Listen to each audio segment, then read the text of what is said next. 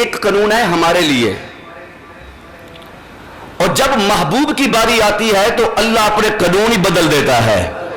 یہ دنیا کا قانون ہے، نسل اولاد بیٹے سے چلتی ہے، لیکن جب محبوب کی باری آتی ہے نا، محبوبوں کی باری آتی ہے، پھر قانون نہیں دیکھے جاتے، پھر قانون نہیں دیکھے جاتے۔ محبوب اشارہ کرتا ہے، سورج واپس آ جاتا ہے۔ سونا مرد کے لیے حرام ہے، لیکن حضرت عمر فاروق رضی اللہ تعالیٰ عنہ نے ایک صحابی کو انگوٹھی سونے کی پہنا دی۔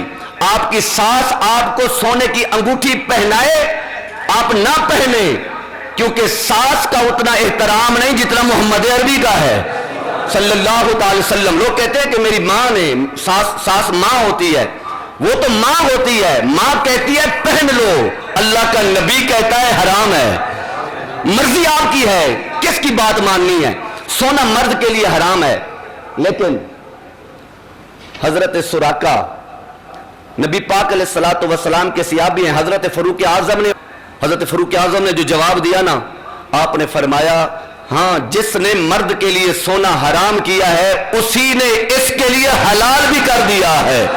مرضی نبی کی ہے، حضور جو چاہے کر سکتے ہیں۔ قانون لوگوں کے لیے ہوتے ہیں، زمانے کے لیے ہوتے ہیں، اللہ نے کائنات محبوب کے لیے بنائی ہے۔ فرمایا بیٹے نہیں رکھوں گا، اور بیٹے نہ ہوں پھر نسل نہیں چلتی۔ اللہ نے فرمایا محبوب بیٹے بھی نہیں ہوں گے، نسل بھی ختم نہیں ہوگی۔ مجھے دنیا کا کوئی ملک بتا دیں، دنیا کا کوئی ایسا علاقہ بتا دیں جہاں پر سید نہ ہو، کوئی علاقہ بتا دے، کوئی ملک بتا دے جہاں پر نبی کی آل نہ رہتی ہو۔ آپ کو ہر علاقے میں مصطفیٰ کی آل نظر آئے گی۔